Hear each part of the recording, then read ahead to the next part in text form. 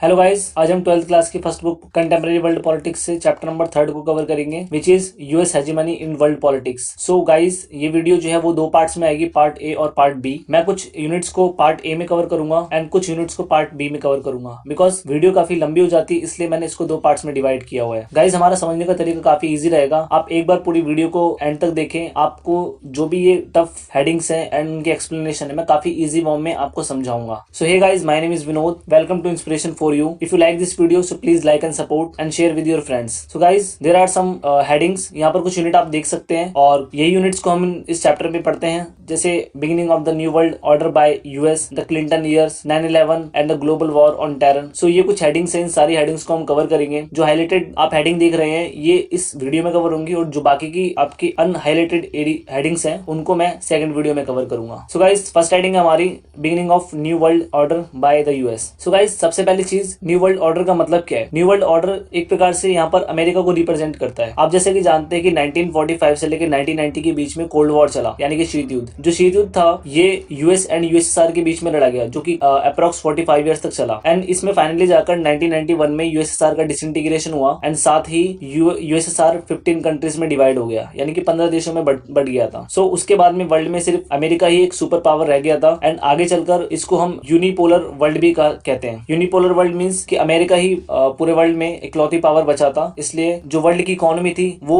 America के ही structure पर based थी। सो आइए हम अपने स्लाइड्स को कवर करते हैं one by one. So first, the disintegration of the USSR led to the beginning of the US hegemony in the 1991। It remained with all powers enhanced and intact. जैसे कि USSR का disintegration हुआ 1991 में, और उसके बाद में वर्ल्ड में जो यूएस हेजेमनी है वो कहीं ना कहीं उसकी ग्रोथ देखने को मिलती है। आगे, Kuwait was invaded by Iraq in August 1990 and was subsequently annexed after a series of diplomatic attempts failed at convincing Iraq to quit its aggression. The United Nations mandated the liberation of Kuwait by force. आगे चलकर Iraq ने Kuwait पर 1990 में attack किया, क्योंकि Iraq Kuwait के natural resources को कब्जाना चाहता था, और इसके चलते कहीं ना कहीं कुवैत जो है काफी बड़ी डेंजर, काफी बड़ी मुश्किल में आ चुका था। This decision of UN was held by the US President George H.W. Bush as the emergency of new world order. आगे चलकर जॉर्ज एच.डब्ल्यू. बुश ने इस प्रॉब्लम को काफी सीरियसली लिया और उन्होंने कुवैत की हेल्प करने का फैसला किया। The first Gulf War took place in Iraq was defeated by a coalition of force 6,60,000 troops from 34 countries. It was known as Operation Desert Storm और फर्स्ट गल्फ वॉर। आगे चलकर इराक के खिलाफ अप्रॉक्स 34 कंट्रीज, 34 देशों की जो सेनाएं थी वो एक साथ आई, और इसमें जो टोटल सैनिक थे वो 6,60,000 सैनिक थे जिन्होंने इराक के ऊपर अटैक किया। एंड फाइनली इस पूरे अटैक को,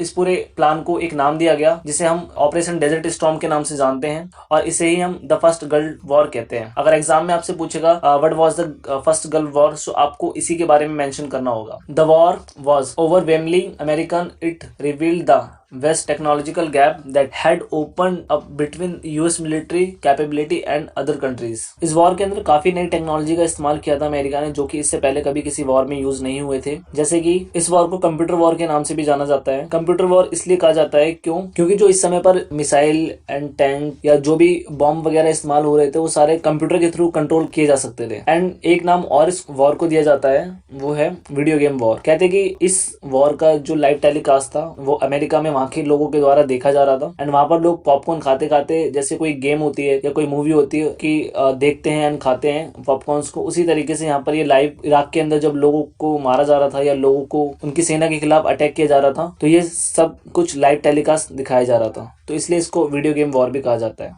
आइए अब बढ़ते हैं अपनी नेक्स्ट हेडिंग की तरफ, द क्लिंटन ईयर्स। सो जो क्लिंटन है, इनका पूरा नाम है विलियम जेफरसन। इनको बिल क्लिंटन के नाम से भी जाना जाता है। ये 1992 से लेकर 2000 तक अमेरिकन प्रेसिडेंट रहे, और इनके टाइम पर बहुत ही कम एक्सटर्नल जो इंटरफेयर है अमेरिका ने किया था। जब इनकी गवर्नमेंट आई तो इन्होंने मोस्टली सॉफ्ट इश्यूज पर ही फोकस किया। इन्होंने ज्यादा अमेरिका को या अमेरिकन प्रेसिडेंट की जो पावर है उसको बाहर के मामलों में यूज नहीं किया। सो इसलिए इनका जो टाइमिंग था वो काफी इंपॉर्टेंट माना जाता है अमेरिकन एरा के अंदर। आइए हम अपने फर्स्ट पैरा की तरफ बढ़ते हैं। George H W. Bush lost the US presidential election of 1992 to William Jefferson, Bill Clinton of the Democratic Party. George H W. Bush election हार गए एंड फाइनली विलियम जेफरसन यानी कि बिल क्लिंटन डेमोक्रेटिक पार्टी के through जीत कर आए। During this era it was believed that the US had withdrawn into its internal affairs and was not fully engaged in world politics.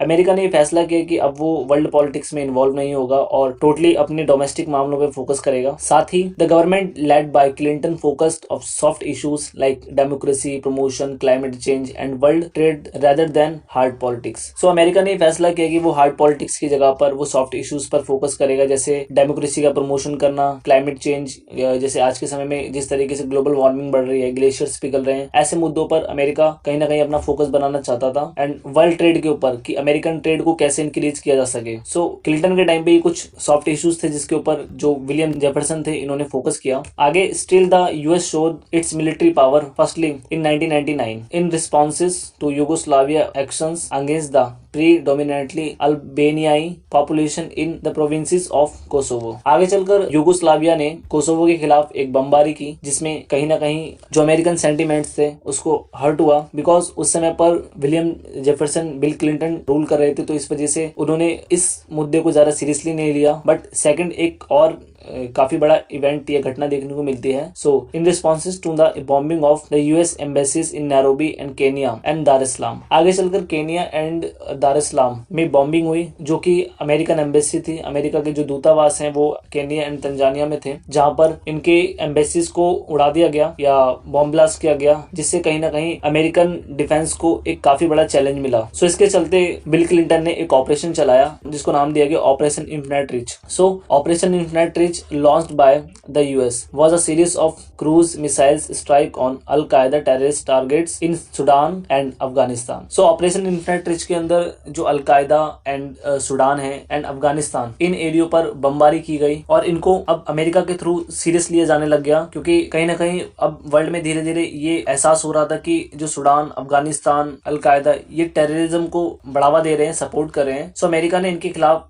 Strike करना start कर दी। आगे एक बहुत बड़ा इवेंट हुआ अमेरिकन हिस्ट्री में जिसको 9/11 के नाम से जानते हैं। सो इसके अंदर हुआ ये कि अमेरिका के 4 प्लेन जिनको कुछ टेररिस्ट के थ्रू हाईजैक कर लिया गया था 2001 में, एंड उनको अमेरिका के 4 लोकेशंस पर गिराया गया, जिसमें अप्रोक्स करीब 3000 पीपल यानी कि 3000 लोगों की जान चली गई। और ये इवेंट अमेरिकन हिस्ट्री में काफी डेंजरस माना जाता है क्योंकि इसमें काफी सारे लोगों की जानें गई थी। So on the 11 September 2001 4 American commercial aircrafts were hijacked and flu into important buildings in the US. 11 सितंबर को 2001 में अमेरिका के 4 एयरक्राफ्ट्स को हाईजैक कर लिया गया and finally the first and second airline crashed into north and south towers of the world trade centre New York. New York जो city है वहां पर वर्ल्ड ट्रेड सेंटर के नाम की 2 बिल्डिंग्स हैं, उनमें एक नॉर्थ एक साउथ, दोनों जगहों पर एक एक प्लेन को क्रैश करवाया गया टेररिस्ट के थ्रू। एंड जो थर्ड प्लेन था वो पेंटागन में गिरा एंड जो कि वर्जीनिया में है। एंड जो फोर्थ एयरक्राफ्ट था वो एक फील्ड, एक खेत पे गिराया गया जिस खेत का नाम था पेंसिल्वेनिया। सो एक्चुअली में जो फोर्थ प्लेन था उसको व्हाइट हाउस पे गिराना था, बट बिकॉज ऑफ उसमें फ्यूल खत्म हो गया था, इस वजह से उसको पेंसिल्वेनिया खेत में ही गिराना पड़ा। So this attack came to known as 9/11। So यही सारे अटैकों को हम 9/11 की घटना कहते हैं। The US responses to 9/11 was swift and ferocious. George W Bush had succeeded Clinton in the US presidency. आगे चलकर जॉर्ज एच.डब्ल्यू बुश दोबारा अपनी प्रेसिडेंसी संभालते हैं और वो पावर में आते हैं, बिकॉज इस समय ऐसे ही एक दमदार एंड स्ट्रॉन्ग लीडर की जरूरत थी अमेरिका को। The US launched Operation Enduring Freedom as a part of its global war on terror. So America ने विश्व में आतंक के खिलाफ, जो विश्व में एक टेररिज्म बना हुआ था, उसके खिलाफ एक ऑपरेशन चलाया जिसका नाम था ऑपरेशन एंड्यूरिंग फ्रीडम। और इसके थ्रू अमेरिका ने काफी जगहों पर बिना बताए गिरफ्तारियां करी, काफी बड़े लेवल पर। जो देश इसमें इन्वॉल्व भी नहीं थे वो देश भी इस अरेस्टिंग में अरेस्ट किए गए। The operation was against all those suspect to be behind the 9/11 attack, mainly al-Qaeda and Taliban regime in Afghanistan. 9/11 attack के रिस्पॉन्स में अमेरिका ने अल-कायदा एंड तालिबान रिजिम, जो कि अफगानिस्तान में पड़ती है क्योंकि इनका मोस्टली अड्डा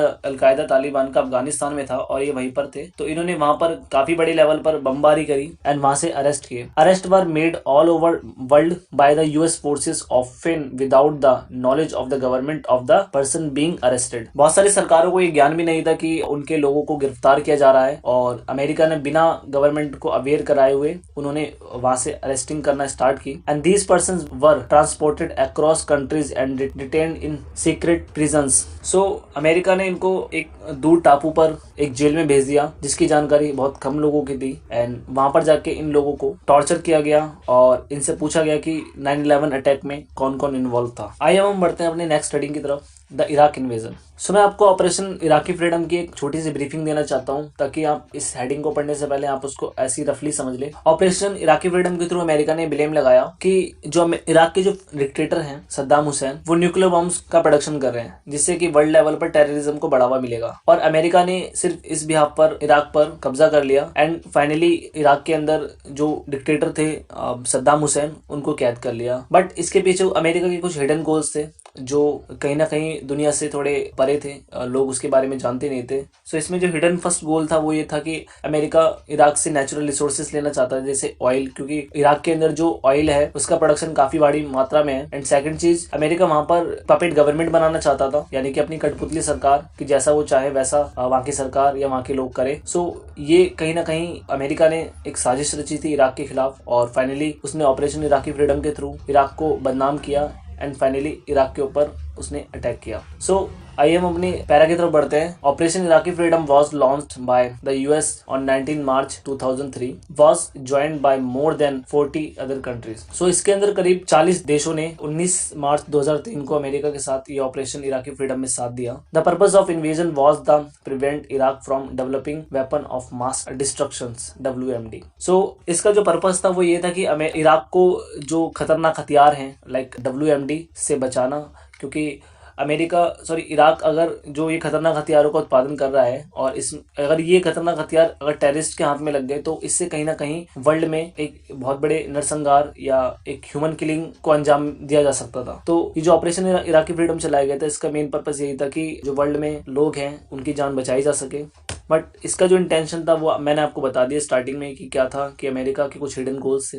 आगे, as there was no evidence of WMD, it is speculated that the invasion was motivated by other objects such as controlling Iraq oil field etcetera. जैसे कि मैंने आपको बताया कि अमेरिका का यहाँ पर जो हिडन गोल था वो ये था कि जो इराकी ऑयल फील्ड है, यानी कि जो इराक के तेल के कुएं हैं, उनको कब्जाना एंड कहीं ना कहीं उसके थ्रू पैसा कमाना। The US invasion of Iraq was both a military and political failure as around 3,000 US military personnel were lost and Iraqi casualties were much higher। इसमें करीब 3,000 जो अमेरिकी सेना है वो इराक में जाकर तैनात हो गई एंड फाइनली यहाँ पर कई सारे जो इराक के लोग थे वो मारे गए और बहुत से जो लोग हैं उनकी बॉडीज नहीं मिली, क्योंकि अमेरिका ने ये जो साजिश रची थी इसमें कहीं ना कहीं इराकी लोगों का काफी नुकसान हुआ। Let's move on our next heading, constraints on American power. आइए फर्स्ट बात करते हैं कि there are 3 constraints on American power. The institutional architecture of America is the first constraint. पहली चीज बोली गई कि अमेरिका जो है यहाँ पर जो इंस्टीट्यूशनल आर्किटेक्चर है काफी स्ट्रॉन्ग है। अगर आप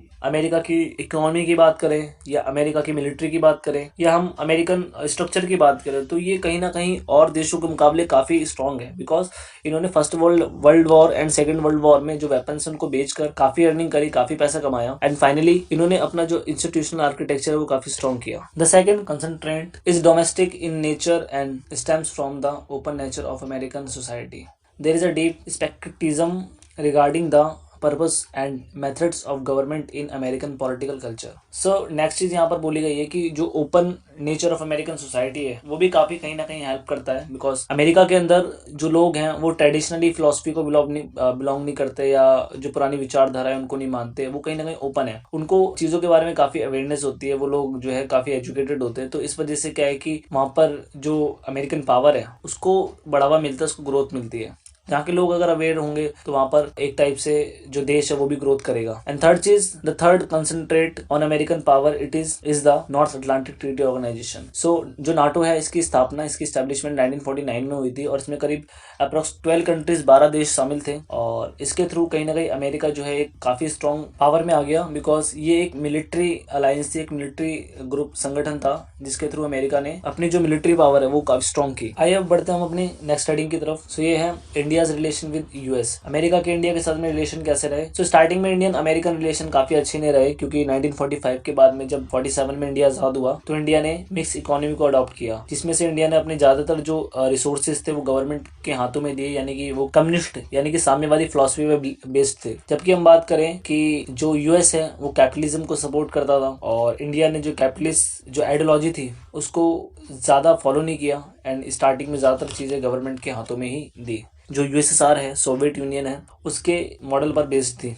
during the cold war India closest friendship was with the Soviet union. शीत युद्ध के टाइम पर जो इंडिया के रिलेशन है वो सोवियत संघ के साथ में काफी अच्छे थे, सोवियत यूनियन के साथ में। Over the years India decided to liberalise its economy and integrate it with a global economy. This made India an attractive economic partner for a number of countries including the US. So बोला गया है कि आगे चलकर India ने सोचा कि भाई अपनी जो इकोनॉमी है उसको लिबराइज किया जाए, उसको खोला जाए, ताकि कहीं ना कहीं जो इंडिया है वो अपनी जीडीपी में ग्रोथ करे एंड साथ ही इंडिया इसकी वजह से अट्रैक्टिव इकोनॉमिक पावर बना। एंड लिबरलाइज होने की वजह से इंडिया आगे चलकर काफी सारे देशों के बीच में एक अट्रैक्टिव इकोनॉमिक पार्टनर बना एंड इंडिया का ट्रेड बढ़ा। The two new factors emerge in Indo-US relation in recent years. They include technological dimensions and second the role of Indian American diaspora. So पहली चीज इसके अंदर ये देखी गई है कि जो इंडिया और जो यूएसए इन दोनों के बीच में जो तकनीकी विकास है वो काफी देखा गया है। इंडिया ने काफी सारी चीजें अडॉप्ट की हैं जो कि अमेरिका में चलती है। अमेरिका से काफी सारे जो कंपनियां हैं, मल्टीनेशनल कंपनियां हैं, वो इंडिया में आके सेटअप हुई हैं, जिसके थ्रू इंडिया के अंदर कहीं ना कहीं जीडीपी